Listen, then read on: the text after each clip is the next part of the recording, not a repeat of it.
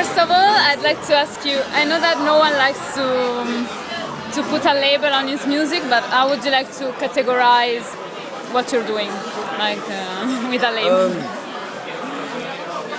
I guess I write songs about whatever's going on in my head at the time, and then we play the songs to other people, and that is good. So you don't have like a kind of music that I don't know. We dart around a bit. I guess it's I don't know. Okay. Yeah, I don't know. What did you do in the years when you didn't record any album? Did you have a parallel projects, or did you just work on tours? Before this record came out, you mean? Yeah. No, I spent a long time writing it, and we spent a long time recording it. Yeah. And that was pretty much it. Okay. Yeah. So you don't have like parallel bands? No, I learned how to cook. Oh, really? I couldn't cook very well before that. What did you learn? Something? I learned a lot of really good Italian stuff actually. My girlfriend's Italian and she taught me a lot of really good stuff. So I was doing that a bit, but mostly writing songs and occasionally cooking pasta. Okay. Do you know that your song Nux Vomica is in an Italian movie? Yes, Il Divo. Il Divo, yeah. Did you see it? I have, yes. Yeah, it's okay. great. Yeah. You know that the character is like a politician. Yes, of course, yes. That he died. Yes. No. Yes, Okay. quite an amazing story. Yeah, it's the actor is amazing. I think. Yeah. Paolo Sorrentino as well. Yeah, it's really good. Can you tell me what Nux Vomica means? Because of course I could look on Google, but I didn't. Yeah. Well, I think it literally translates as nut vomit. Okay. But it was seeds from it. I like the word. I mean, it's what strychnine comes from. It's also what you can derive a kind of homeopathic remedy. Hey, bro. Oh yeah, cool man. Cheers. But it's like if you use it in homeopathy, which they kind of use it for overconsumption, to treat overconsumption. So yeah, I guess that's what it means. It's like a Latin word. A Latin, yes. Is there you're from New Zealand, right? Yeah, kind of. Half English, half. Yeah. Is there any New Zealand music scene something interesting going on there? Very much so. Yeah. I think it's getting more and more interesting. Can you recommend some band or artist? I would recommend a great artist called James Duncan and Conan Moccasin. Ah, yeah, I know. Unknown Model Orchestra is another great band. Liam Finn. Flight of the Conchords. I don't know if they need my recommendations to be. Okay, no. Okay. So do you feel like influenced by any particular band from the past, or I think I from grew up, UK? Yeah, I grew up listening to mostly singer-songwriters, I guess, like Tom Waits and Dylan and people like that. Like classic. Yeah, I guess it was. And I love stories. I love stories in music. Yeah. Particularly, and I love that you can tell with melody and with rhythm as well as the words themselves. And I think it's the words that I. Yeah. Do you know Rodriguez, the movie that came out? Yeah, we just watched that the other day. Yeah. Really? Yeah, I loved it. Really. Very cool. It's really kind of Bob Dylan, so. Yeah, I mean, it gives us all hope. Stories like that. Really good stories from the streets. And, and like talking about the contemporary artists, are you listening to any contemporary artists from?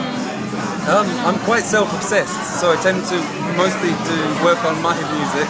Really? And then when I'm not working on my music, I quite like just a bit of silence. There's lots of bands going at the moment that we've seen when we've been on tour, or a lot of the bands I just mentioned, I think are fantastic. Yeah.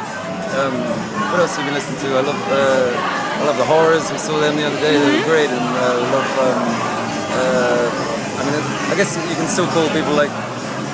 It's an older generation, I suppose. It's hard to better what a lot of people in their 50s are making at the moment, I guess. The Bad Seeds and these kind of people. But yeah, there's some great things out there. I know that you created your own label, is it right? Yes. But did you publish any other artists or just your own music? No, we can barely afford ourselves. Okay. We're thinking of dropping ourselves at some point. Really? And maybe getting some other bands. No. We'll see how that goes. No way. See how well we behave. No, please, don't do it.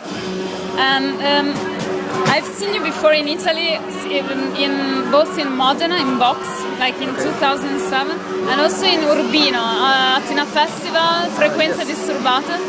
Do you remember? It was a really amazing atmosphere on a hill. Is that with Cat Power? Yeah, with Cat Power, yeah.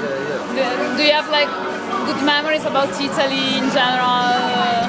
Any particular moments? It's become very, very important. I think it began as one of the first places that really took an interest in us, I suppose. And really? we still have great shows here, and now we have an Italian in the band now as well. And it's more and more of a connection. Cool. And also, I heard you like this place as well. Oh, it's great.